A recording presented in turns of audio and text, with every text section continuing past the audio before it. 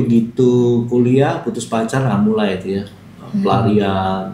Nah akhirnya ketemu temen-temen yang narkoba, dan salah satu temen saya itu DJ ya, disc jockey ya. Jadi masuk kehidupan malamnya, lalu coba ini, pokoknya semua yang nggak bagus udah dicoba lah. Ya dulu kayaknya nggak takut mati gitu ya. Jadi sabu-sabu itu orang lain nggak bisa tidur. Aku sampai ketagihannya, sampai saya mau tidur saya pakai. Pernikahan itu di dalam Tuhan ya gitu ya bagi saya enggak gitu. Tapi ada rasa boring nggak sih begitu? Ya, boring sebenarnya ya. Boring ya. Saya ajak doa, dia cepat. Nggak mau. Saya nggak jelas, nggak mau. Maksudnya ngapain gitu? Mesbah itu saya belum tidur. Yang saya maki-maki dia supaya dia kecilin, berisik saya bilang.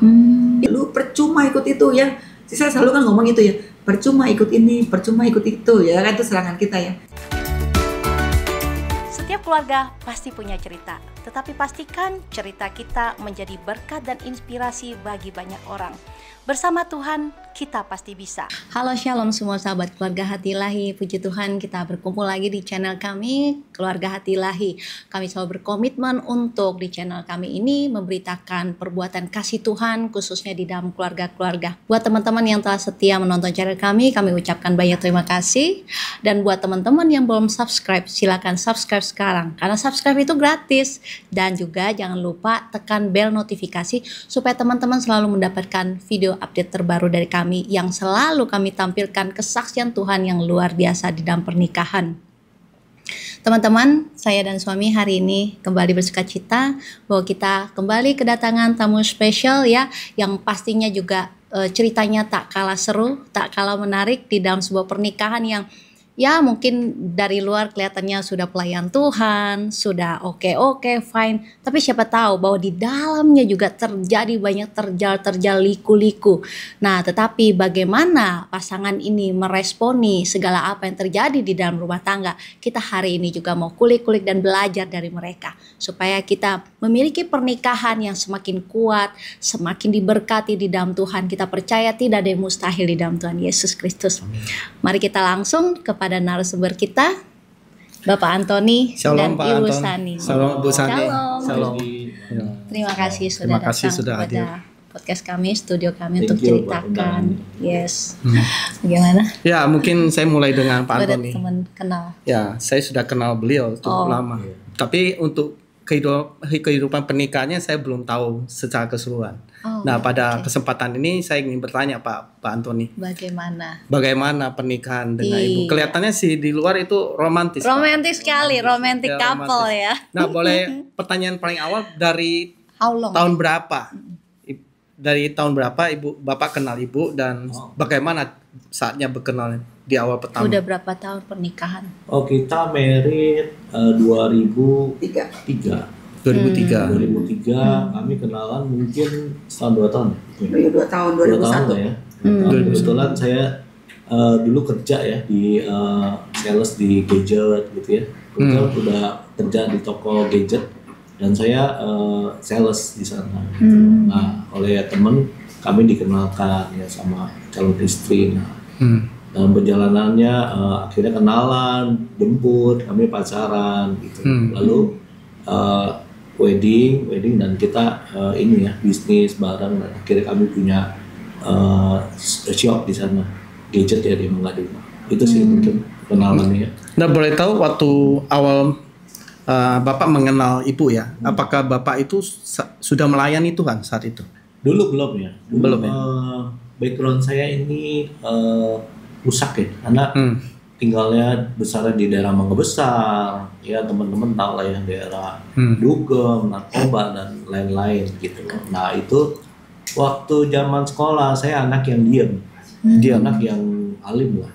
Tapi begitu kuliah putus pacar, nah mulai itu ya pelarian. Nah akhirnya ketemu teman-teman yang narkoba, dan salah satu teman saya itu DJ ya, disc jockey ya. Jadi masuk kehidupan malamnya, lalu coba ini, pokoknya semua yang nggak bagus udah dicoba lah waktu itu. Jadi itu kejadian lama sebelum nikah lah ya. Sebelum menikah. Jadi masa kenakalan remaja ya. Iya. Tapi saya mau nanya ibunya nih, waktu kenal Pak Antoni ini udah tahu gak background dia? Udah tahu. Nah, tapi buka aja dibuka. Ya, waktu pertama kali itu kan udah tahu ya. Tapi ada persyaratan, jadi waktu mau mulai ya. Jadi kalau mau stop, mau lanjut. Karena kita tahu ya, saya kan dari kecil udah Kristen ya, sudah percaya Tuhan Yesus. Jadi kalau mau tobat, mau stop, baru kita lanjut. Kalau enggak jalan. Nah, dengan itu kita juga mulai aja ke gereja, ke gereja. Itulah sampai berjalannya kita ada apa? Ya sama juga ya. Saat-saat itu lucu juga sih kita kalau dibilang kenal ya. Kenalannya itu di diskotik. Nah ya kenalnya di diskotik dari diantar teman. Tadi saya pulang kerja tuh kebetulan siang gitu, sore jam 2-an kan ada yang buka ya. Nah dia aja kenal.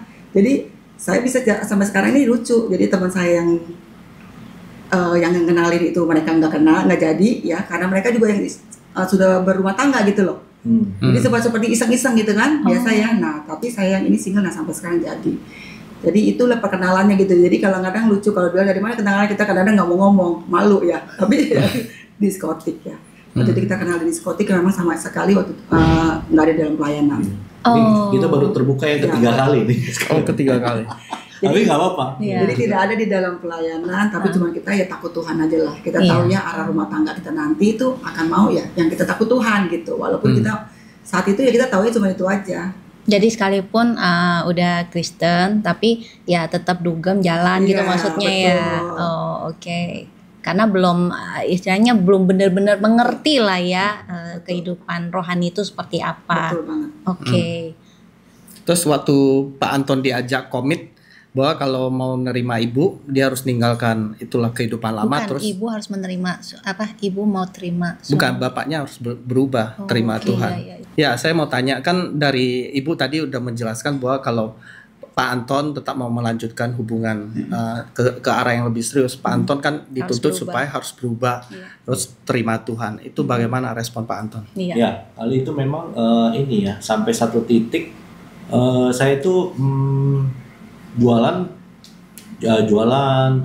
kerja, lalu bocornya ya itu, dugamnya itu. Nah, maksudnya uangnya, ketemu dia, dan amazing kan biasanya kalau dugem ya larinya pasti serong kanan, serong kiri kan. Tapi aku ngelihat dia ngajak untuk sungguh-sungguh kepada Tuhan gitu. Dan kali itu kami komit ya, dan memang kami udah living together ya sebelum menikah ya, dan kami pilih kemarin itu untuk kami ke gereja di Gajah Mada. Nah di situ kami ikut BPN, terus sampai satu titik ya ada gembala nikah ya. Sebelum mereka menikahkan kami dia tanya, dan saya ingat benar ketika ditanya dia bilang gini, kalian boleh pilih untuk berbohong atau kalian mau jujur. Kalau kalian berbohong pasti tahu ya, bukan berkat yang turun tapi kutub yang turun. Ya lalu ditanyain ya, dan saya ingat ya ketika ditanya sudah pernah melakukan ini dan itu belum ya, saya melihat dia ya, kami pilih untuk jujur, kami pilih untuk terbuka. Dan oleh gembala nikah ya kami disarankan tidak boleh lagi melakukannya, kami harus pisah sampai nanti kami wedding dan bisa masuk dalam pemberkatan yang kudus. Nah itu sih yang kami gimana? Waktu dulu BPN berapa lama itu? 1 tahun. 1 tahun BPN-nya? Ya. Kok lama banget, bukannya di BPN tuh 12 kali pertemuan? Dulu bukan, jadi kayak kita dulu sama sama itu kom. Jadi namanya 100. bukannya BPN, iya kom 100 ya. Juga sama BPN. Jadi 1 tahun dulu. Persiapan untuk menuju rumah tangga di dalam Tuhan. Nah, jadi kayak kita mau SPK lah, ikut ini itu gitu. Dan waktu mengikutinya itu rajin dan penuh antusias ya, sungguh-sungguh ya. Dengan niat apa tuh? Karena kan orang banyak yang anak muda kan juga ya ada yang meremehkan ya, ikut-ikut aja lah, belum tentu. Ya karena saat itu punya pikiran ikutin aja ya, yang gereja mau ya, kan ada persyaratannya harus ikut ya untuk mau kita diberkati kan. Nah itu sih. Oke. Nah dari Pak Anton itu sebenarnya punya latar belakang percaya Tuhan atau memang pas ketemu istri? Enggak. Mami papi saya dia Konghucu ya. Konghucu. Kalau ditanya dulu agamanya apa, Buddha. Saya baru tahu itu Konghucu. Karena kalau Buddhis dia juga tiap minggu juga ada viharaannya, ada apanya. Kami tahu, yang saya tahu adalah kalau Cengbeng atau Xinjia gitu ya, Pai Pai. Ini dewa ini dan kita baru tahu, saya baru tahu itu Konghucu itu kepercayaan. Tapi Pak Antoni nggak mengikuti iman orang tua, enggak? Enggak, mereka kan ini. Oke. Jadi benar-benar istilah diarahkan ke Tuhan tuh yang melalui istri ya, iman istri. Waktu SMA, sekolah kan udah Kristen ya, gitu-gitu. Nah yang saya ingat memang di SMA itu waktu mau ujian, aku ada kecelakaan dan itu fatal.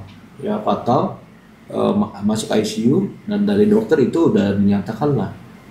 Saya ingat dari cerita ya orang tua udah datang di rumah sakit di daerah Mangga Besar, udah di depannya itu kayak ada tanah gitu ya, mereka udah kayak pai-pai gitu ya, ada hiu, maksudnya ini udah agak lama doakan gitu. Nah aku ingat itu dan tapi saya secara pendidikan kayak Kristen, nah SMA itu aku Katolik.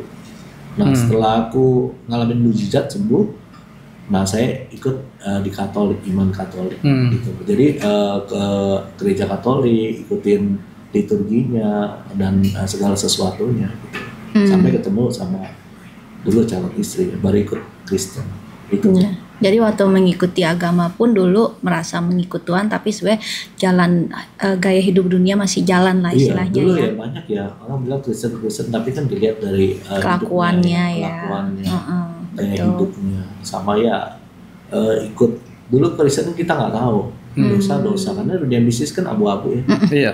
Ini boleh, ini boleh, ini boleh. Yang nggak boleh adalah yang mungkin membunuh, mungkin merampok.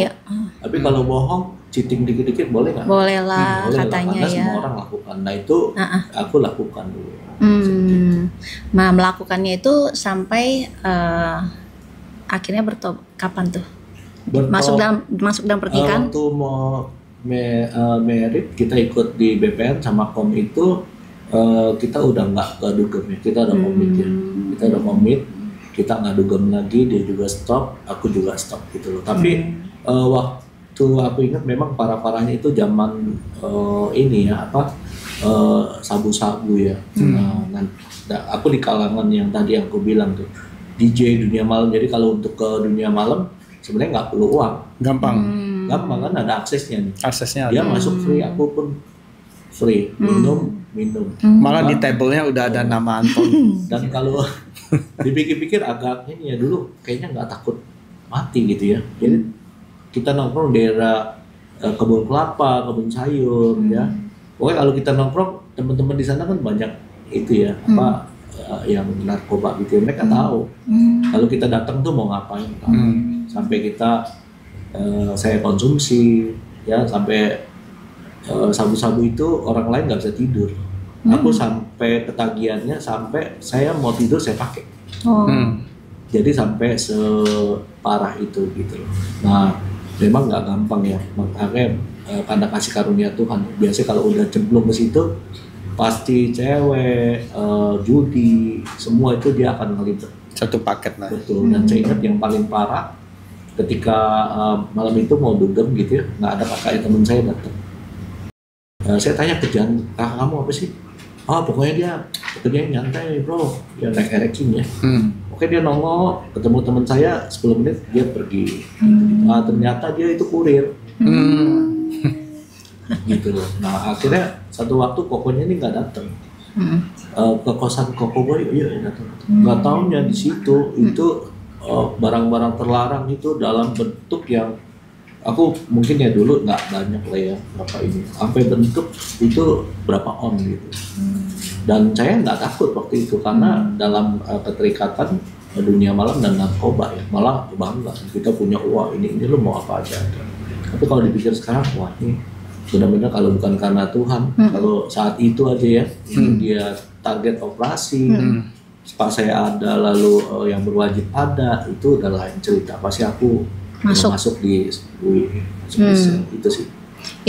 Itu terjadi sampai kapan tuh keterikatan itu? Itu aku ya lumayan ya, sampai pas ketemu istri aku masih dipakai. Tapi pas komit itu makanya itu ya buang ini ya rokok ya, amazing ya, bisa berhenti rokok. Jadi ibu nggak nyentuh barang itu enggak ya? Cuman tahu dia pemakai aja ya. Tapi kan yang apa gitu. Aman, masih aman lah ya. Oke. Aspal saya. Tapi saya memang pokoknya semua adalah gitu. Komplit ya Pak ya? Komplit rusaknya. Bu. Berarti cintanya istri itu bisa menggugah hati Pak Anton. Dulu untuk meninggalkan semua. Apa ya? Dulu karena mungkin udah capek juga kali ya. Udah bosan ya. Atau terlalu cinta? Enggak juga. Oh iya, sebelum ketemu dia saya ada mungkin pacaran gitu ya. Makanya waktu zaman kuliah itu pas break pelarian kan. Nah, sejak saat itu saya nggak pernah lagi pacaran karena mungkin masih ada simpenan hati gitu ya. Nah, tapi pas ketemu dia saya lihat ini ya, maksudnya beda. Aneh gitu loh. Ini rusak tapi dia ngarahkan ke yang baik gitu ya. Nah, saya lihat memang ya ada inilah, ada Tuhan. Ada memang kita percaya ada rencana Tuhan ya gitu ya. Jadi saya nyemplung dulu nih istrinya nih buat nyelamatin. Untung nggak nyemplung dua-duanya. Tapi nyemplung dua-duanya. Nyemplungnya di permukaan aja deh. Iya. Mengeluarkan dia dari kegelapan. Ya terus Bapak sama istri kan pacarannya berapa tahun tadi? 2 tahun ya. Dan itu selama itu kan memang seperti yang tadi disampaikan oleh Gembala bahwa ditanya apakah selama pacaran pernah melakukan hubungan itu dan Bapak jawab jujur iya. Nah terus setelah masuk pernikahan Pak, kira-kira apa sih tantangannya? Awalnya gimana waktu setelah menikah? Awalnya kita kerja ya, cari duit. Dua-duanya? Enggak, akhirnya karena waktu itu sebelum mau merit aku ada konflik sama Koko kan. Terus saya bilang sama dia kan punya simpenan ya karena rajin nabung kan. Saya bilang saya tahu dealer apa, saya juga tahu jualnya kemana. Nah akhirnya kita bersepakat nih join lah gitu yang buka toko dan ketemu orang-orang Mangga 2 yang ya karena saya sering dulu pakai troli gitu ya, bawa barang, casing segala macam.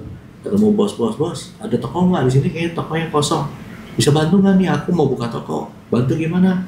Ya kasihlah setahun cicil 2 kali 3 kali. Nah, akhirnya dikasih cicil. Nah, dari uang simpenannya ini kami puterin dan terus jadi terkumpul untuk biaya nikah. Luar biasa. Ya. Jadi sebelum Ya jadi kita di awal kita udah bisnis saya ajak dia partner. Mulai pacaran ya, jadi partner di dalam bisnis buka toko ya, sampai itu selama kita berjalan 2 tahun itu terkumpul gitu loh untuk kita biaya nikah. Berarti kompak dong kalau kayak gitu. bagus ya. Iya, maksudnya bisa sepakat dalam mengatur usaha bersama. Dan di dalam berbisnis berdua berpacaran ada kendala gak, ribut-ribut, masalah-masalah gitu? Dulu enggak, kan masih manis semua. Dulu masih cinta. Namanya jatuh cinta ya. Belum bangun cinta. Karena kan ada juga ya yang orang membangun bisnis pacaran bubar di tengah-tengah, ada juga. Iya bisa. Ada juga. Tapi ini akur aja ya sampai akhirnya menikah ya. Oke, puji Tuhan. Dan kemudian waktu mulai masuk ke pernikahan, apa sih arti pernikahan buat si Ibu Sani dan Pak Antoni? Nah, waktu dari awal ya, karena dulu saya lumayan telat ya meritnya ya. Jadi waktu dapat, ya itu pikiran ya udah. Umur berapa? Saya itu 30. Ya hampir, jadi pas nikah itu 30 tahun. 30 ya. Nah, jadi pikiran itu 29 CABG. Jadi cuma pikiran ya udahlah, ini pokoknya kan nggak muluk-muluk ya. Jadi saya lihat dia rajin. Nah, terus dia mau ikut kita ya, percaya Tuhan. Nah, itu cukup bagi saya, kita modal gitu. Nah, bagi saya modal saya jadi itu doang. Jadi nggak benar-benar kayak cinta banget dia apa enggak juga gitu loh.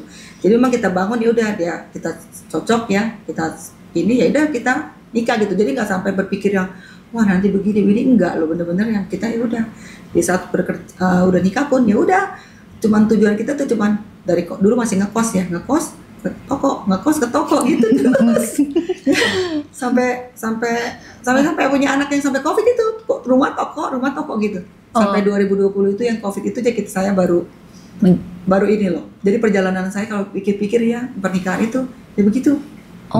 Ya dari rumah jaga anak, urus anak itu terus ke toko Mangga 2 begitu sampai 2020 yang itulah ya. Kalau dipersingkat ya saya itu flashback. Jadi pernikahan itu di dalam Tuhan ya gitu ya Bagi saya enggak gitu. Tapi ada rasa boring gak sih begitu? Boring sebenarnya ya. Boring ya. Sebenarnya itu kadang-kadang saya selalu bilang jaga gawang terus ya. Yang ini kenceng pelayanannya, saya di rumah jaga toko, jaga anak gitu. Jadi saya pikir kan, ya iya nggak harus ada yang jaga dong anak-anaknya. Kalau kita berdua terus mana bisa. Jadi saya selalu beralasannya kayak gitu. Apalagi anak aku kembar ya kan. Nah itu kan repot. Jadi ya begitulah. Jadi kalau dipikir-pikir, iya ya dari rumah dari 2001 buka toko sampai 2020. Gitu kayak gitu doang rutinitas aku gitu. Tapi tangguh loh si ibunya tuh, maksudnya emang udah terus-terusan tangguh juga, strong woman ya. Cuman jadi tapi masuk pernikahan tuh jadi kayak anggap buat ya teman hidup ya. Gitu. Tapi kalau misalnya selama pernikahan kan yang namanya awalnya kan pasti cintanya besar tuh Pak Anton. Di hari-hari spesial misalkan ulang tahun atau anniversary, Pak Anton itu ada melakukan sesuatu nggak misal? Nah karena dia duluan kadang-kadang suka tukeran kita. Karena kan dia duluan nih September, saya baru Oktober. Bedanya cuma 9 hari. Suka tuker-tukeran kado sih suka. Suka masih awal-awal ya, tapi belakang-belakang itu ya kadang-kadang ya. Kesibukan. Jadi udahlah. Gantian nanti juga habis dia nanti gue lagi kasih dia, gak usah lah gitu. Karena dia gak kasih, aku juga gak kasih gitu. Tapi saya nanya lagi ke ibu, waktu kan ibu bilang boring tuh toko rumah gitu terus bertahun-tahun. Ada gak satu titik tuh ya jenuh kan? Tapi satu titik saya jenuh, ada gak pertanyaan, ini si Antoni sebenarnya sayang gue apa enggak sih, masih cinta sama gue apa enggak sih? Oh ada ya, justru itu ada ya. Jadi ya inilah ya, kalau di dalam rumah tangga itu seperti kalau menurut saya seperti udah biasa gitu loh ya. Jadi itu ya, jadi aktivitas, ya udah aktivitas biasa aja, berdua cuma teman ini aja gitu, nggak ada yang kita benar-benar atau apa itulah ya. Terus parah itu ya, saya pikir ya itu ya dengan rutinitas ini yang saya bilang, dengan yang ini itu dimulai dari ya itu ya yang dia lagi mulai terima hati dia itu dirubah itu ketika anak saya yang kembar lahir. Jadi dia benar-benar kan tadi kan ikut Kristen ya, udah ikut saya, tapi benar-benar dia mendapat perubahan itu ketika 2007. Ketika dia ikut Pria Sejati. Berarti 5 tahun setelah menikah ya? 3 tahun. 3 tahun. 2005. 2007 itulah dia mulai dia hatinya tuh sungguh-sungguh gitu loh ceritanya kepada Tuhan. Di 2000 anak aku lahir 2007. Nah setelah ikut itu udah mulailah ya, setelah ikut dia pelayanan ambil pelayanan dan sampai satu titik yang naik lagi dia di pelayanan yang di Pria Sejati yang harus camp. Nah dari situ tuh dia udah lama sekali ikutnya ya, dari anak saya dari TK kali ya. Itu camp yang memerlukan waktu 4-5 hari. Nah bayangkan saya di rumah, anak-anak 3, kadang-kadang ke sekolah saya nggak bisa setir. Ya kadang-kadang saya nggak bisa, karena tiap hari berdua terus saya nggak sempat belajar setir, nggak belajar nggak sempat motor juga nggak bisa. Jadi saya harus naik bajai, zamannya dulu kan sebelum ada Grab ya, naik bajai itu. Jadi anak 3 itu udah saya tuh sibuk urus makan, antar ke sekolah, pulang saya ke toko. Ya kan, nah ke toko siapin makan, kirim makan, bikin makan gitu, ini lagi ya. Itu urus sampai nanti pulang. Nah itulah titiknya ya. Saya rasa sih awal-awal konflik itu tuh dari situ tuh, suka konflik ya, dari situ ya, ketika anak sudah bertambah. Ya kan anaknya bertambah dong, pertama kan satu kan masih ke handle ya. Nah, lama-lama anak tambah banyak. Saya merasa di situ kadang-kadang iya ya. Dulu minta keturunan anak ya Tuhan kasih, karena saya kosong udah umurnya 30, pending 1 tahun. Saya belum nggak dikarunia anak. Nah dari situ ya saya terus anak, tiba-tiba saya merasa stres. Stresnya itu ya aduh ini mana kembar ya, mana kembarnya juga kurang gitu ya, timbangannya prematur gitu ya. Nah itu jadi bikin saya stres tuh di saat kerja tuh. Nah dari situ tuh mulai ya, dari saya situ tuh sering ya saya melihat itu, sampai saya yang namanya punya dia komunitas itu saya sebel banget ya. Apa komunitas? Ya, nama komunitas itu setiap teman-temannya datang ke toko ya sama-sama ke toko itu saya sebel banget gitu ya. Saya merasa ya itu tadi ya, sombong aja dia, apa dia di sana sini di rumah gini begini semua kita. Itu saya merasa yang tadi ya, strong woman ya, merasa saya udah bisa semua. Anak bisa handle, toko dapat nyari duit udah bisa, apa udah bisa gitu loh ya. Jadi dia nggak bisa macam-macam. Jadi saya itu yang namanya yang tadi dimulai ya, tidak tunduk.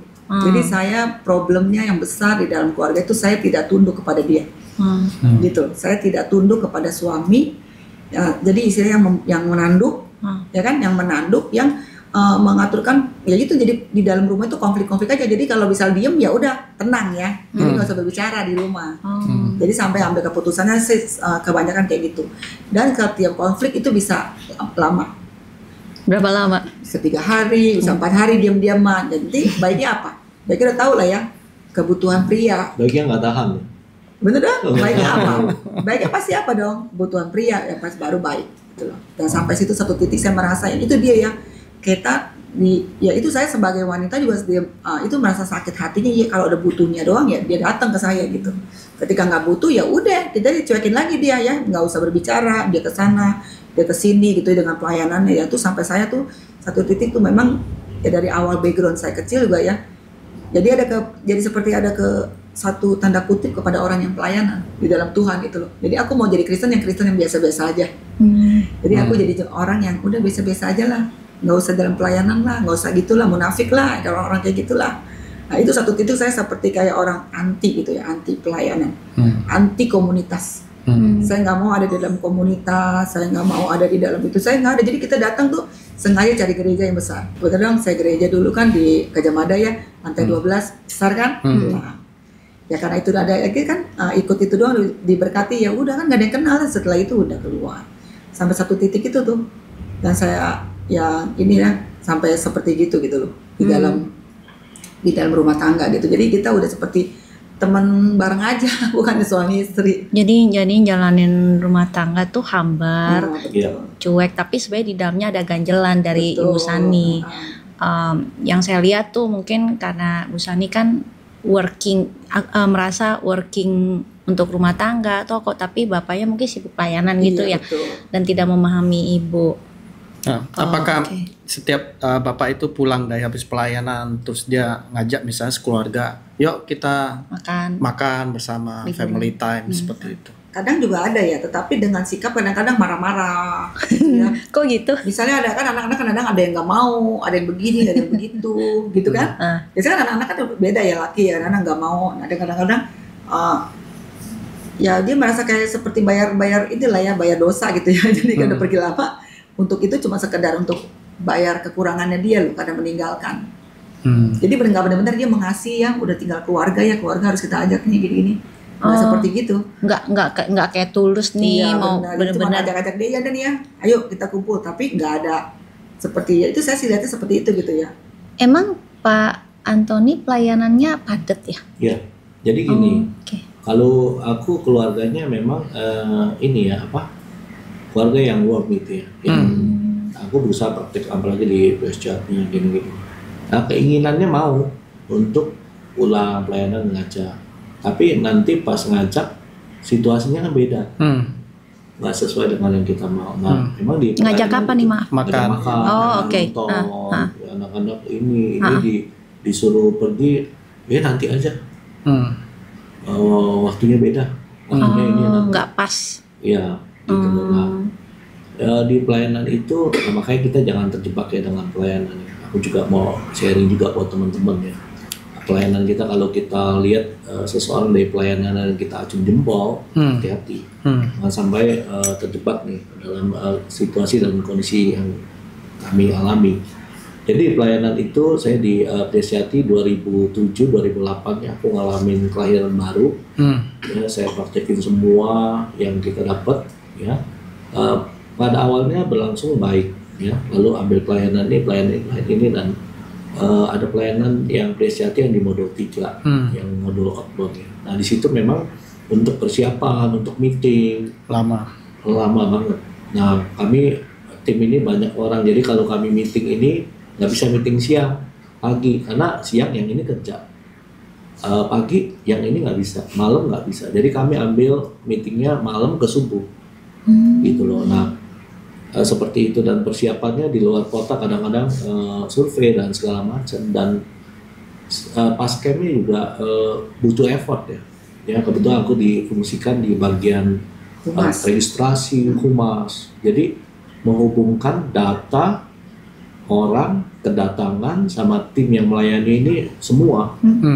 Jadi aku excellent di luar ya. Kalau teman-teman tahu di PSJT acung jempol ya, karena semua berjalan baik. Tapi karena kelelahan, akibatnya apa? Di rumahnya kebablasan. Saya nggak jadi lagi pria yang sabar. Ya kesabaran hilang. Terus udah pulang capek. Ya ketika saya lakukan itu kan ini demo kan, ya nggak, cuman demo ini dengan cara nggak masak, ya dengan cara dia nggak menyiapkan, dengan cara dia ini, nah ini bergulir terus, gitu loh, bergulir terus. Dan saya nggak tahu ya, jadi ketemu tadi istri bilang kalau teman-teman datang dari luar kota, teman-teman coachnya datang, ya datang ke toko ngumpul, dia menarik diri, dia nggak mau kenal. Kenapa? Di satu sisi aku jadi berkat, tapi di sisi lain aku remblong, dan saya sadar, tapi saya nggak bisa keluar dari area itu, dan itu terus saya praktekkan, saya berusaha mengasihi, tapi karena mungkin dia udah luka apa segala macam, sampai kadang-kadang kalau kita ibadah dia nggak mau lagi duduk begini, jadi dia menganggap yang tadi itu, ya munafik lah, di luar lu ngomong ini tapi di dalam lu nggak ngasih pasangan, sama anak-anak kasar, sama anak-anak apalah, nggak bener-bener care gitu loh. Nah itu yang terjadi, jadi, sampai nanti dia mau ibadah entah dia kemana, ya ada aja alasannya gitu. Nah sampai di pelayanan itu Tuhan yang bawa ya, ada satu modul ya, jadi kami mesti bikin tugas-tugas. Sama kami mesti lakukan tugas-tugas, dan kami sharingkan apa yang didapat dari tugas itu. Nah pada waktu bikin tugas kan konflik, dia nuntut saya, lu yang punya urusan, ya lu yang kerjain. Dan saya bilang kan saya kerja, kamu yang di rumah dong, kamu gini-gini. Konflik. Nah begitu waktu itu zamannya Zoom ya, jadi zamannya Zoom nih nggak bisa nih duduk begini kan, saya tahu nih pasti Pak Edi sama ibu anak hubungannya oke. Kalau orang berantem kan duduknya udah beda di Zoom, mukanya juga beda. Ya, tapi di situ kita harus terbuka memang, nggak pakai topeng, dan kita akui di hadapan teman-teman kita juga minta di cover, kita minta dikuatkan, dan saya mulai terima ya wanita yang antik ini. Jadi dia mungkin dari sisi dia seperti apa gitu, memang Tuhan bawa. Nah dari situ ternyata teman-teman mengalami juga hal yang sama, tapi mereka nggak berani buka. Jadi terus berjalan dengan pelayanannya, berjalan dengan topengnya, berjalan dengan ini, dan kami baru ketemu teman-teman yang ada 2-3 orang yang mereka divorce setelah telat untuk ditolong.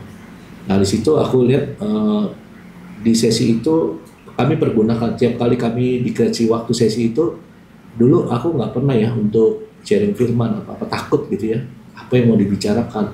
Sampai satu titik gini, aku sales. Jadi kalau misalnya Pak Edi kasih saya satu barang, saya bisa tahu barang ini, ya saya ketemu Ibu Ana, Ibu yang nggak mau beli bisa beli. Kenapa? Karena saya bisa meyakinkan. Nah sampai satu titik saya ngalamin ketakutan kalau disuruh sharing, kok takut gitu ya. Ternyata karena saya nggak kenal Tuhan, saya nggak ngalami Tuhan. Jadi kalau kamu nggak kenal Tuhan, kamu nggak ngalami Tuhan, apa yang kamu mau bagikan? Semuanya kan cuma kulit-kulitnya aja. Nah ketika kami dalam kebenaran nanti dari istri ya, bagaimana kami ngalamin yang tadi aku ngalamin kelahiran baru dari camp pria, kami mengalami kelahiran baru di keluarga ini pada saat nanti istri ceritain. Nah setiap kali kami disuruh bawa sesi itu, kami pergunakan untuk kami tabur kebenaran. Memang di saat itu di Zoom itu nggak ada yang ngaku, tapi ada banyak juga yang mereka chatting, Pak Antoni kami ngalamin ini, Pak kami ngalamin ini, istriku begini gitu. Nah ada beberapa yang kami ngobrol, tapi memang kami nggak bisa masuk langsung karena kan mereka di gereja lokal ya, untuk dimuridkan untuk apa, kami sarankan untuk terbuka. Awalnya terbuka dulu, kalau nggak terbuka nggak bisa. Kalau pria ditanya ada masalah, nggak ada masalah. Coba cek istrinya. Iya. Nah dari sesi itu ketahuan, begitu suaminya 15 menit ngomong nggak habis-habis. Coba ibu sharing apa yang didapat. Nah dari ibunya sharing itu kami tahu kurang lebih kondisi rumah tangganya gimana. Dan itu kan nggak bisa dikamuflase ya. Nah kami banyak temuin, bahkan hamba Tuhan, pendeta yang udah melayani gereja pun sama babak belur di dalam kehidupan. Dari tugas itu kelihatan mereka ini sejalan nggak sehati ya. Nah banyak yang satu kiri satu kanan, tapi karena gembala ya mereka mesti melakukan tugas sampai di depannya. Nah mungkin nanti istri gimana kita ngalamin Tuhan? Ini kayaknya nggak usah ditanya lagi nih, udah ngalir sendiri kesaksian. Iya. Ya, jadi tadi ya setelah pelayanan itu kan sampai satu titik kan Tuhan kasih ciptakan situasi COVID ya. Betul ya, dimana kita tidak ada lagi pelayanan. Siapa yang mau outbound? Nggak ada. Betul ya? Siapa yang mau outbound? Nggak ada outbound. Siapa yang mau lagi kita datang di rumah semua? Toko tutup semua. Betul ya? Kita semua satu titik, saya punya toko dari yang tadi rutinitas itu ya. 2001 sampai 2020 COVID itu baru saya di rumah. Betul ya, orang bilang di rumah makin banyak yang ribut ya, semua pada ribut ya, karena di rumah banyak cerai ya. Nah tapi di rumah itu ya saya di COVID di rumah itu ya, untungnya itu ya nggak sampai ke arah situ itu. Di saat itu di gereja lokal kan ada namanya mesbah pagi waktu itu. Dan saya tuh yang namanya itu dulu tuh diinget banget ya. Saya kan nggak mau ya, tapi untungnya saya mau komsel ya. Nah, jadi komsel oke lah ya, kalau yang bayarin nggak mau. Jadi di komsel itu saya juga tipe orang ya, walaupun saya mungkin berani galak tetap nurut gitu ya. Dengan pemimpin ngomong apa ya nurut deh, ya disuruh ini nurut deh, yang gak enak hati kadang-kadang ya, nurut diajak, kita mau di-equipping nih katanya, mau nggak di jam 12 siang, nggak mau Ci, setiap hari, saya bilang gitu, enggak, akhirnya tapi saya mau juga gitu ikut, nah ikut datang pertama, ditanya, tadi dapat apa orang saya nggak ngikutin, dapat gimana apa, terus itu kan nggak balik lagi, sampai satu titik bener kan, setiap hal perubahan itu terjadi, nggak ada yang bisa terjadi, yang nggak ada yang dapat kita rubah selain diri kita sama Tuhan yang rubah kita, betul ya? Perubahan nggak akan dapat terjadi gitu loh, kalau tidak ada kebenaran di dalam diri kita. Nah itu yang saya dapat, ketika saya ikutin ya kebenaran itu saya dapat, saya terima, saya hari itu bisa merubah saya loh dalam sekejap, ya. Yang itu mulai, oh iya Tuhan, oh ya saya ini kenapa nih sama begini nih jadinya nih, oh luka nih. Ya ternyata yang saya pikir biasa-biasa aja. Oh ternyata ini bikin saya luka loh. Makanya nih saya sama suami ini kayaknya kayak musuh nih ya, kayak gitu ya. Oh jadi kayak musuh nih, kayak gitu ya. Yang masih sih sedikit. Jadi kayak gitu-gitu loh. Jadi sampai di situ tuh saya ngalamin ya, yang namanya ya. Terus masih belum juga terima ya dengan kata itu ya. Hai istri tunduklah. Nggak tahu ya kenapa kata tunduk itu saya merasa di dalam imajinasi saya sih yang begini-begini aja gitu. Iya. Begini itu saya nggak bisa. Kalau dia nggak benar, kalau dia nggak jadi apa tuh nggak bisa. Jadi saya ganti dengan terjemahan lain, taat. Ya taat itu ya ikutin ya. Nah, dengan dia gitu. Tadi taat. Ya, jadi namanya taat itu beda loh dengan tunduk yang gini-gini aja dengan desa kita tuh beda. Jadi saya baru dapat kebenaran itu juga belum lama. Yang saya sampai yang setelah pemimpin saya mentorin saya ini yang memang meninggal, dia sebelum itu kasih saya ayat ini. Itu yang saya dapat ya sampai terus sekarang ini saya bergulir ini sudah 4 tahun. Ya saya mengalami ini, jadi kita nih kayak baru pernikahan, ini 4 tahun ini. Yang saya terbuka juga dengan komunitasnya ya, saya tuh terluka begini gitu loh. Jadi saya selalu bilang gini, itu kan anggotanya banyak, kenapa lu semua gitu loh. Jemput lu, ini lu, yang lain kemana? Saya ngomong gitu, karena dia mau excellent. Betul dong, excellent di luar, tetapi nggak excellent di dalam rumah gitu. Yang itu yang saya, yang harus dia kan harus sekarang ada warning gitu, ada tahu gitu. Nah dari situ, jadi dari situlah saya ngalamin ya belajar mengampuni, belajar bahwa dia ini pasangan. Jadi waktu COVID aja, saya merasa dia kerja sendiri kan, saya kan tokonya tutup tuh. Saya syukurin loh dia loh. Saya dulu saya bantuin kan kerja kan. Lalu lu nggak pernah. Terus saya gini, lu ngapain atur-atur gua? Lu juga nggak mencukupi kok kebutuhan saya. Saya cari sendiri kok dengan uang saya. Yang apa yang saya hasilkan, saya dapatkan. Tetapi waktu COVID kan saya nggak dapat apa-apa ya. Tuhan berbicara bahwa tuh semuanya tuh nggak ada yang abadi gitu loh ya. Bukan pinter lu, mungkin lu pinter dalam berjualan ya. Bukan, tetapi itu kalau Tuhan udah balik ini katanya ya, nggak bisa. Nah dulu saya udah siap. Kalau saya orang-orang kan mungkin ditakut ya, mau pisah aja. Gue bisa kok cari duit sendiri. Nah itu saya di dalam hati loh ya, sampai seperti kayak gitu. Jadi saya tuh orang yang nggak mudah untuk ditantang gitu loh. Jadi ya lu jual gue beli lah istilahnya kayak gitu kan. Lu jual gue beli gitu loh. Kayak gitu. Jadi hal-hal itu sampai di 2020 itu loh. Jadi COVID bagi saya itu saya kelahiran baru gitu. Dimana Tuhan itu menjamah hati saya dan saya itu benar-benar oh iya ya Tuhan baik ya. Nah itu loh momen-momen dimana keterpurukan di titik terendah Tuhan ada dalam hidup saya, itu yang membawa saya oh iya ya. Berarti itu semua tuh Tuhan pimpin loh ya. Ketika saya nggak setia, dia setia ya. Dia tetap memberkati saya gitu. Ketika saya nggak taat, dia juga saya diberkati toko saya.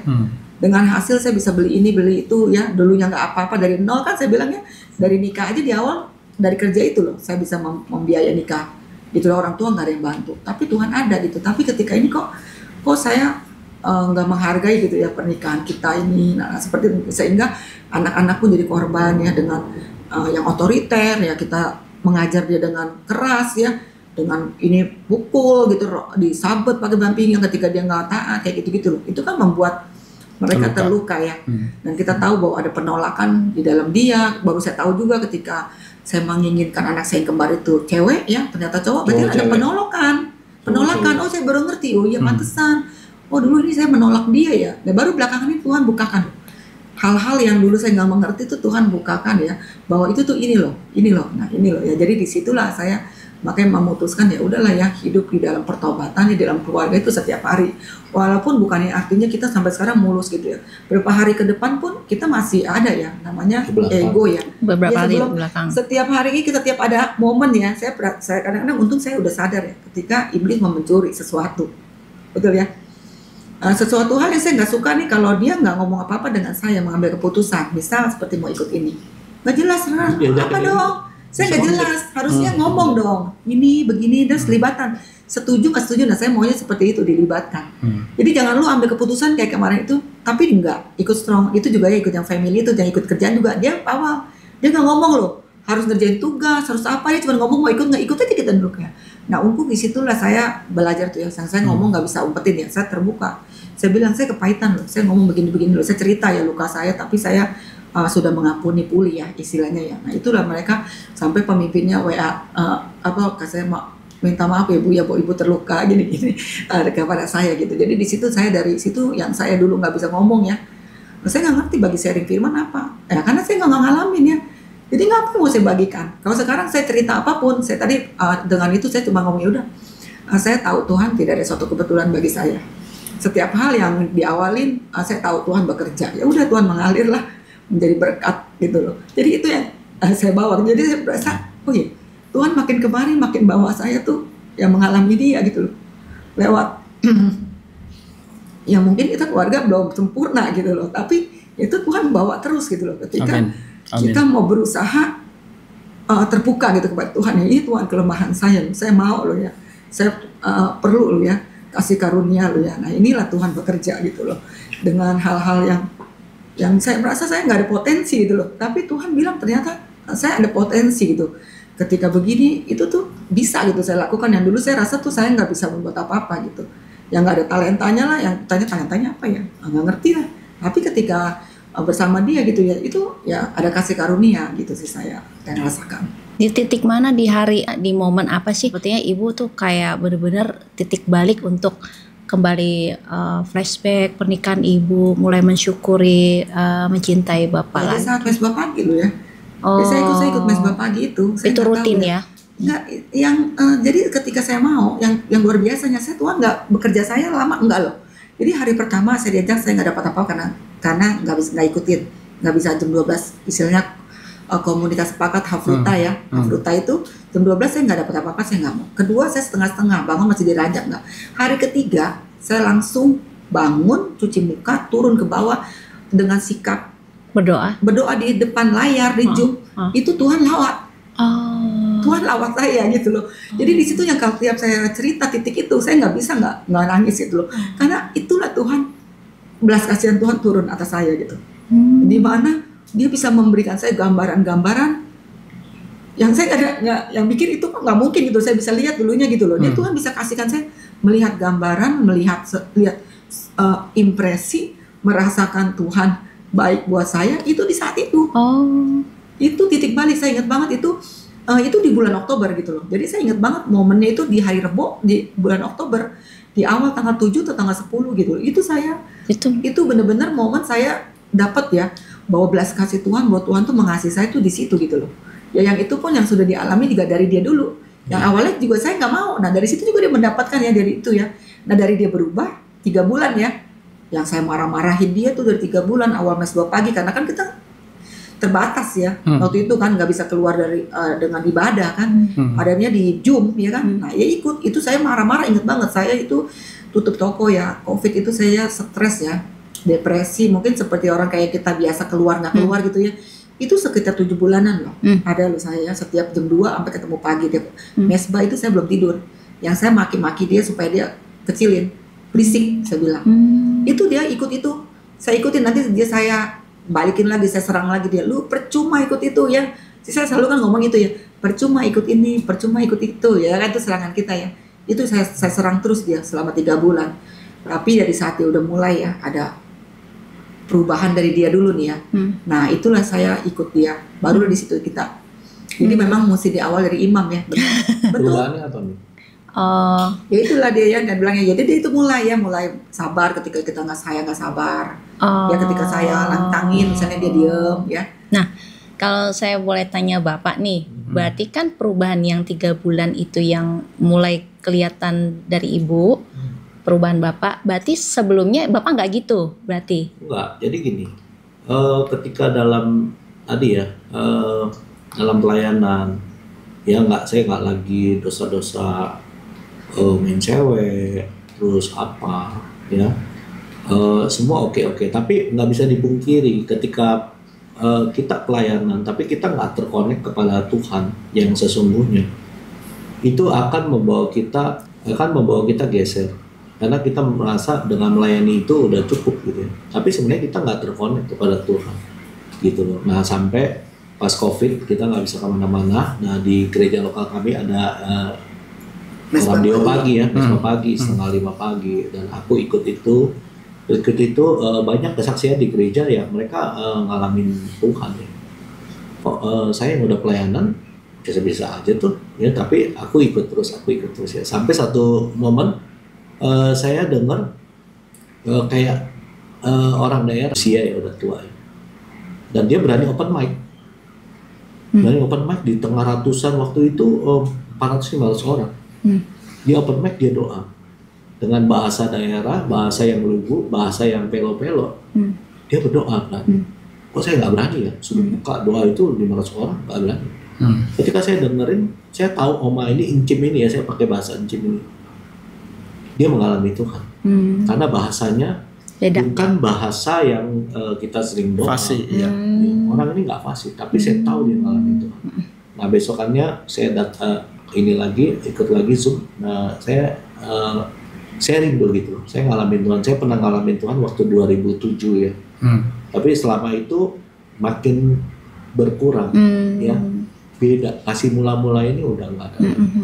Nah waktu itu saya minta Tuhan, saya mau kayak Oma itu, Encim itu, karena dia ngalamin Tuhan. Saya nggak ngalamin Tuhan. Dia melayani dengan kekeringan ya. Ya banyak korban, tapi saya hopeless. Saya gimana? Saya melakukan yang baik, tapi disangka selalu yang buruk. Dan ketika dia melakukan yang buruk, aku lakukan lebih buruk lagi. Karena nggak ini dengan kondisi yang ada. Nah di situ ikut, saya doa sama Tuhan, saya mau ngalamin Tuhan, ya. Dan di pagi itu saya lihat di tayangan Zoom itu ya, satu jalan ya, jalan yang berliku-liku persis waktu kita gambar waktu kecil. Ada 2 gunung, ada matahari tengah, ada jalanan, ada sawah-sawah, petak-petak sawah. Nah, tayangan sederhana sambil dia tayangin lagu rohani gitu. Tapi dari situ aku langsung nongol firman, ya, akulah jalan kebenaran hidup. Gak ada seorang pun yang datang kepada Bapak kalau nggak melalui aku. Nah, begitu firman itu mencuat di hati, aku nangis. Ya, jadi saya tahu selama ini saya banyak melayani dengan bukan firman. Jadi melayani dengan kekuatan sendiri, melayani dengan kebisaan saya sendiri, melayani dengan keterampilan saya sendiri, melayani dengan segala sesuatu yang sepertinya kebenaran daripada Tuhan, tapi bukan asal daripada Tuhan. Nah ketika aku ngalamin itu, ya Tuhan terus, makanya ketika kita ikut Tuhan lama, bukan berapa lama, ya Bapak Ibu ngalamin ikut Tuhan, saya udah 30 tahun, saya udah 25 tahun, lebih lama lagi 50 tahun, tapi hari ini masih on fire nggak dalam Tuhan. Kalau kita nggak on fire berarti kita nggak terkonek sama Dia. Nah begitu aku ngalamin Tuhan, itu pertobatan muncul. Ya, Roh Kudus ingatkan saya, kamu dosa ini. Dan kami puji Tuhan ya, sejak kami married, ini kami beli rumah ya di daerah dekat Mangga 2. Nah itu 3 lantai. Dulu kami nggak tahu. Waktu dulu kan kami anak 1, tapi belinya yang 3 lantai gitu ya. Dan orang tuanya ini kontrak. Nah kami sebagai anak paling besar, aku paling besar. Jadi adik-adik ini tiap kali kontrakan selalu kurang gitu. Akhirnya kami sepakat, orang tua kami bawa, mertua bawa, tinggal supaya dulu dengan motivasi supaya ketika kami kerja anak ada yang jaga. Gitu. Nah akhirnya mereka ini, dan di dalam ininya papanya Sani ini dia ya mungkin karena didikan zaman dulu ya, korban, sehingga saya melihat dia selalu nggak bersyukur. Ya kalau saya duduk begini dia langsung geser, Pak makan ya, dia nggak jawab. Nah saya ini orang yang diajar ya, kalau makan bilang, kalau masuk rumah orang bilang, dia nggak gitu tuh. Jadi itu membawa luka ya. Saya lewat dia marah, loh saya yang punya tuan rumah kok dia yang marahin saya. Nah pelampiasannya ke sini nih. Tuh orang tua lu tuh gini-gini, nggak benar tuh gini. Gitu. Tapi saya nggak berani ungkapkan karena kan hormatilah. Iya. Tapi di hati saya ini udah sakit. Selalu kasih jajan, kasih uang, itu aku lakukan. Tapi dalam hati itu tersembunyi kan. Tuhan bawa, lu ada luka sama papa mertua, mau ampuni nggak? Dulu saya udah ampuni, ikut Prias Jati sama istri sama mertua, saya datang. Tapi di saat itu mau nggak ampuni? Saya datang. Apa udah stroke ya? Udah stroke. Dia stroke kanan ya, engkau kanan. Saya ajak doa, dia cepat. Nggak mau. Saya nggak jelas, nggak mau. Maksudnya ngapain gitu? Enggak, saya bilang saya mau ajak engkau doa. Karena kan kena ini ya, kena dia punya kosakatanya. Udah, saya lanjut terus, tapi di situ terus Roh Tuhan itu ngejar saya. Saya bilang iya, tapi nggak mau minta maaf gimana? Terus minta maaf. Akhirnya saya tunggu mama mertua saya turun di hari keberapa gitu ya. Ma kita doa yuk. Tumben katanya doa. Udah lama nggak doa. Ya udah saya duduk doa. Di situ saya doa. Saya akui saya sakit hati sama perlakuan mama mertua. Ya saya ini, dan itu kami dilawat Tuhan. Nah sejak saat itu saya ngalamin kelahiran baru lagi di dalam roh. Nah saya berusaha ngajak dia dengan kondisi yang tadi ya, dia terluka, nggak mau. Ya saya terus doakan, nggak mau. Akhirnya saya nggak kehilangan akal. Jadi karena kami rumahnya 3 lantai tapi kecil, jadi kamar anak connecting dengan kamar kami. Jadi aku buka Zoom itu, saya kencengin. Tapi tunggu potong dulu, tahu nggak kenapa nggak tahu? Saya mau lihat, ini mah gelap nih begini nih cuma berapa hari doang, biasa gitu kan? Bener nggak? Ikut camp kan pulang begitu. Setelah itu kan udah lupa, betul ya? Setiap ikut ada acara momen pulang baik, berapa hari bertahannya, betul ya? Nah saya jadi saya udah bilang udah tahu, ini mah nggak lama, kayak gitu kan, betul ya? Nah ini yang makanya kenapa saya nggak mau gitu. Iya. Nah habis itu aku nyalain speakerphone ya. Nah ini kan tidur, ini kan ini tempat Zoom ya, ini dia di belakang. Sambil dia ngapain sih kencang-kencang, nggak tidur ya gini. Ya. Nah itu sempet ini ya, bisa balik lagi ke manusia lama kita. Jadi ketika kita ikut Tuhan sebenarnya kita nggak bisa gitu, maksudnya tanpa kita terkonek kepada Dia. Ini respon kita yang lama ini pasti muncul. Saya nggak dihargai, saya disepelekan, ngomong nggak dianggap segala macam. Respon-respon lama muncul. Tapi ketika kita sungguh-sungguh ikut Tuhan itu dibuang. Makanya pertobatan, udah bertobat belum? Sudah, kapan? Dulu. Hari ini udah belum? Hari ini kita mesti bertobat. Nah, jadi ikut Tuhan seperti itu. Dan kali itu yang tadi ya sambung istriku pemimpin tanya, mau ikut nggak? Kamu kan udah ikut. Nah, kita sharing tiap hari. Ngapain sharing tiap hari? Apa yang mau diomongin? Nggak apa-apa, by telepon aja. kamu dapetin apa firman hari ini? Kamu pilih deh jam berapa. Nah kami ada 4 pasang yang sering ribut mulu, termasuk pemimpin kami nih berempat. Ditanyain mau jam berapa? Pagi nggak bisa, siang nggak bisa. Udah, kita ada 1 jam tanpa kita ngomong udah sepakat semua. Jam berapa? Jam 10 malam. 10 malam. Kamu jam berapa? Jam 10 malam. Kenapa? Udah selesai kan? Udah selesai. Kamu, oh iya jam 10 jam dulu, jam 10. Udah, kami mau laporan ke yang ini. Nah, tapi waktu mau beli laporan itu Tuhan bicara. Kamu datang kepada Tuhan dengan waktu yang sisa. Ya dong. Pagi nggak bisa kerja nganteran. Siang nggak bisa. Malam waktu yang sisa kamu berikan kepada Tuhan. Tapi Tuhan nggak marah. Tapi di situ saya dilawan Tuhan. Ya akhirnya saya ngomong ke tim, teman-teman, kita ada yang ngaco. Kenapa? Kamu sadar nggak kamu gini? Iya. Kenapa kok? Kan kita waktunya iya. Tapi kamu waktu itu masih sehat nggak? Masih fit nggak? Masih segar nggak? Enggak. Tapi kan kita nggak kegiatan. Tapi kita sebenarnya kasih yang sisa. Udah capek. Mereka nangis di waktu. Akhirnya kita komit. Ya ketika kita ngobrol, ya hari ini ngobrolnya bukan masalah ya, tapi nanti nyangkut tuh. Ketika kita ngomong sharing firman, hari ini firman Tuhan ini nih, saya dapetin ini. Ternyata masalah yang ada itu Tuhan bicara lewat firman-Nya. Bro lagi ngalamin apa? Ketika aku sharing, langsung dapat pencerahan. Oh iya, saya juga begini loh kok. Kok kamu bisa ya dibukain? Nah, waktu kamu sharing, istri yang kena. Yang dapat peneduhan, dapat kekuatan. Nah ini kami lakukan terus menerus.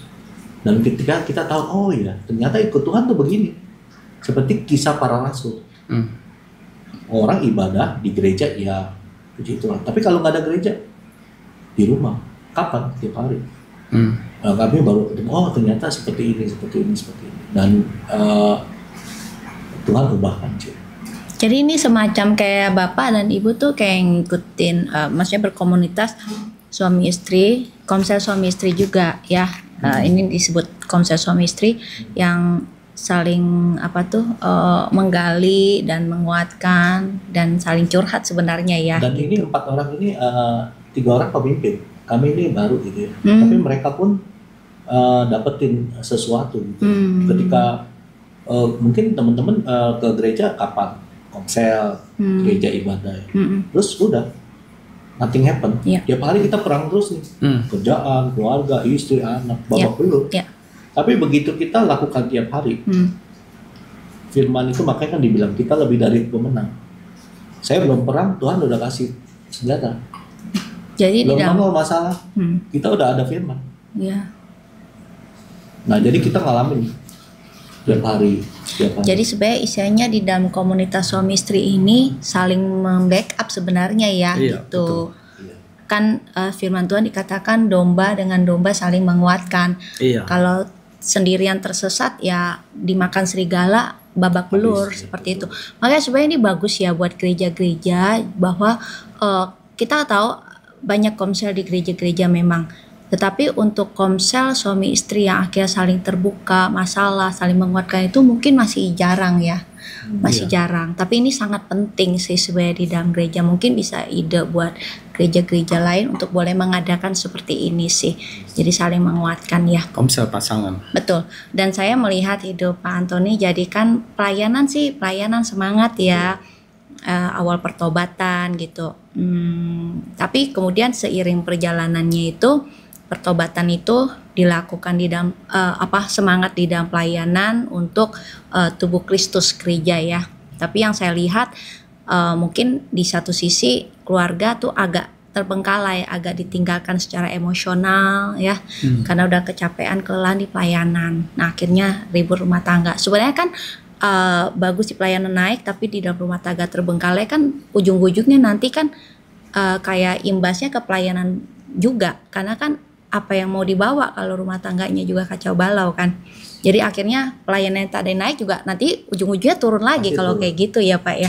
Betul. Jadi makanya mesti seimbang ya. Seimbang. Ketika kita ikut Tuhan sungguh-sungguh, semua sisi itu seimbang. Betul. Karena kalau ada korbannya, berarti kita nggak ikut Tuhan sungguh-sungguh. Kadang-kadang Pak, maaf saya potong. Kadang-kadang Pak di dalam, mungkin bukan hanya pria, mungkin wanita juga. Kadang-kadang kita kalau udah istilahnya kesyuran di dalam pelayanan, keasikan di dalam pelayanan. Jujur kata ya, kadang kita bisa kedrag pelayanan itu tujuannya itu untuk nama. Sorry kata ya, kadang-kadang nggak sadar kita untuk membuat kita terlihat hebat, terlihat sibuk. Apalagi orang udah kenal kita, jadi kita udah dibutuhkan sana sini ya. Kita tuh seperti ada suatu euforia tersendiri yang wow, aku tuh dibutuhkan loh di sana sini.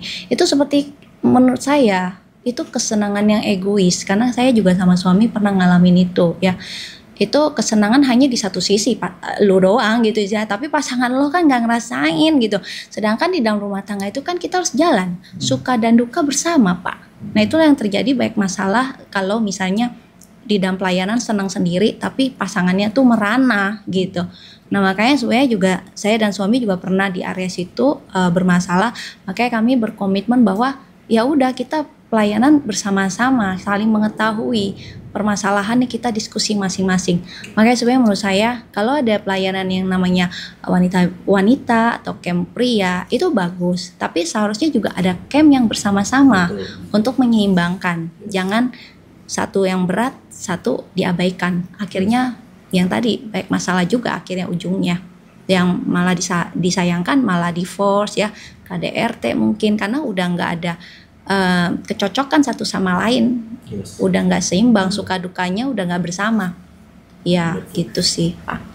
Ya Pak Anton, ini kita tiba pada kesimpulannya. Saya ingin Pak Anton itu bisa bagikan tips buat pria di luar sana itu kalau mereka itu yang udah sibuk pelayanan itu bagaimana mereka menjaga keseimbangan antara dia melayani di luar sama dia melayani di dalam rumah tangga dia. Ya. Kami lagi belajar. Ya. Efek-efek yang kami lakukan ini ada dampaknya, ada korbannya. Ya, istri puji Tuhan, Tuhan udah mulai ubah. Tapi ada anak-anak di rumah yang tumbuh menjadi anak-anak yang kurang taat. Ya, anakku udah kuliah, yang kembar juga nanti mau kuliah. Ya, ketika kita ngomong, dia juga nggak taat. Dia karena melihat contoh atau konflik atau apa. Nah, aku sih pesan ya buat teman-teman ya bahwa memang ketika kita ikut Tuhan mesti sungguh-sungguh. Nggak bisa seminggu sekali atau apa, tapi setiap hari. Dan memang ladang pelayanannya di luar sana sih bagus. Kalau perlu ke Papua dan lain-lain, silahkan. Tapi pertanyaannya hari ini, kita sama pasangan kita muridkan nggak? Sama anak-anak kita muridkan nggak? Nah aku dibukakan juga ya di Matius 28 ketika Tuhan Yesus bilang, padaku dan berikan kuasa. Ya. Pergilah, ya, jadikan semua orang muridku. Nah pergilah ini yang tadi kami dibuahkan perginya kemana hari ini kamu pergi? Hari ini ketika kamu di rumah ada nggak suasana kerajaan surga? Ketika kamu di kantor, kamu bawa Tuhan nggak dalam bisnis kita? Ketika kamu di pelayanan, mungkin bukan Tuhan yang kamu bawa, tapi yang tadi Ibu bilang. Kalau kamu ke dunia lain, bawa nggak Kristus ke dalam kehidupan. Jadi ketika kita ikut Tuhan, Tuhan mulai bukakan.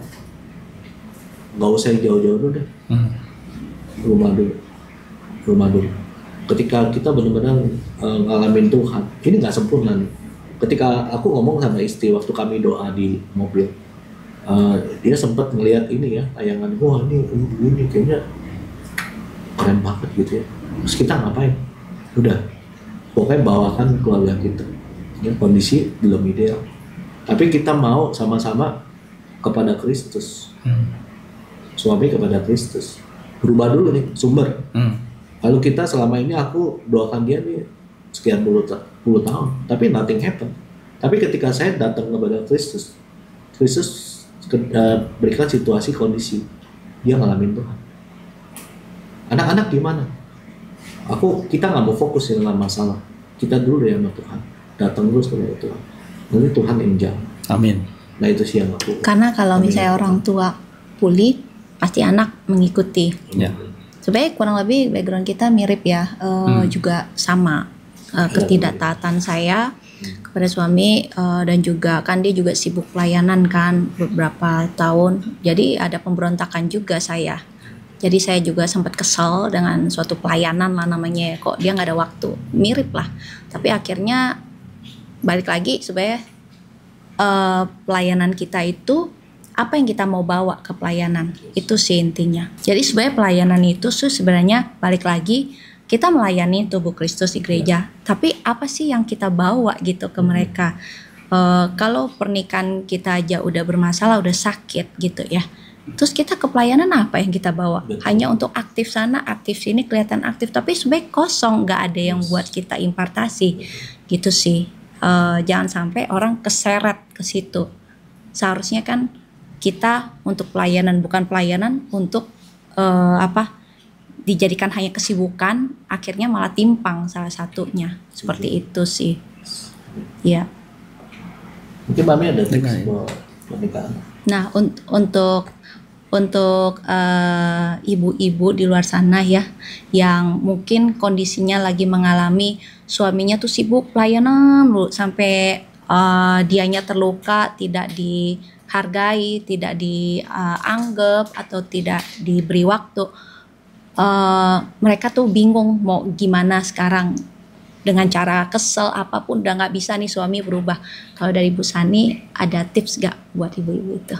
Ya, kalau tips saya balik lagi ya, kita mungkin cuma bisa balik lagi kepada kebenaran firman sih ya. Ketika kita melakukan ya bagian kita ya sebagai istri ya, itu kita percaya ya Tuhan itu juga pasti akan tolong gitu. Amin. Ya, ketika kita melakukan bagian kita, Tuhan akan tolong gitu. Ketika kita mungkin dulu kita ngomongin karena kita dengan hal-hal yang kita bicarakan dengan perkataan dengan yang nggak baik malah dia semakinan. Ya dengan kita berubah ya, dimulai dari saya gitu. Jadi pasti saya bilang Tuhan juga nggak tinggal diam gitu. Jadi balik lagi kepada ibu-ibu ya yang mengalami hal yang sama. Ketika sudah dibicarakan, ketika sudah diomongin masih belum bisa, ya mulai dari saya belajar untuk melakukan kebenaran firman, tetap ya melakukan fungsi kita sebagai istri, sebagai penolong gitu ya, dengan sungguh-sungguh gitu, dan tetap percaya bahwa Tuhan itu akan tolong. Ketika kita mau datang sungguh-sungguh kepada Tuhan gitu ya, Tuhan pasti akan buka jalan gitu. Gitu sih. Seperti contohnya waktu diajak mesbah doa, akhirnya tadinya nolak sekali, dua kali, ketiga kali mau, malah dijamah ya sama Tuhan ya. Jadi ada waktunya Tuhan ada menjamah. terusnya Tuhan, betul. Amin. Betul. Tapi juga mesti ada bagian kita juga ya untuk mau kan? Untuk mau datang. Iya, Kalau mau. nggak ada bagian, kalau kita nggak tolak nggak akan datang. Iya. Nggak bakal terjadi. Sebenarnya di dalam masalah kita pun, tapi kalau di hati kita supaya kita mau bener nih, kita mau ditolong nih, itu pasti nanti Tuhan akan drag ke sana gitu ya, Bu ya. Ya, saudara-saudara terkasih di dalam Tuhan, kita sudah mendengar semua kesaksian daripada Pak Anton beserta istrinya bahwa pernikahan yang mereka jalanin, sekalipun mereka sudah ke gereja, mereka bahkan Pak Anton sudah mengalami lahir baru ketika dia mengikut sebuah retret pria, tetapi itu tidak menjamin keluarganya akan baik-baik ketika dia sibuk dengan melayani pelayanan yang begitu sibuk tanpa memperhatikan hati dan suasana kondisi rumah tangga. Di dalam sharing tadi kita belajar bahwa setiap pria dan setiap istri itu harus bisa saling melengkapi. Maka di firman Tuhan di 1 Korintus 7 ayat 3 dikatakan, hendaklah suami memenuhi kewajibannya terhadap istrinya, demikian pula istrinya terhadap suaminya. Dan kita percaya firman Tuhan ini bukan berarti kita harus saling menuntut, tetapi kita tahu fungsi masing-masing kita sebagai pria, sebagai suami, dan sebagai istri di dalam rumah tangga punya kewajiban. Sebab seorang istri juga butuh diperhatikan, butuh dikasih, dan butuh didengar. Demikian juga seorang pria butuh dihormati. Dalam hal ini biarlah kita belajar pelayanan yang kita bangun, jangan sampai kita melupakan nilai-nilai yang paling esensi di dalam membangun rumah tangga kita. Sehingga apa yang kita bangun tidak bisa dicuri oleh iblis karena kita membangun sesuai dengan firman Tuhan. Ya, bagi teman-teman yang saat ini mungkin kondisinya pernikahannya tuh kurang lebih seperti Pak Antoni dan Ibu Sani yang pernah mereka alami dulu, di mana suami atau salah satu pasangan sibuk melayani, tapi salah satu merasa kekeringan, rumah tangganya seperti kosong, gak harmonis.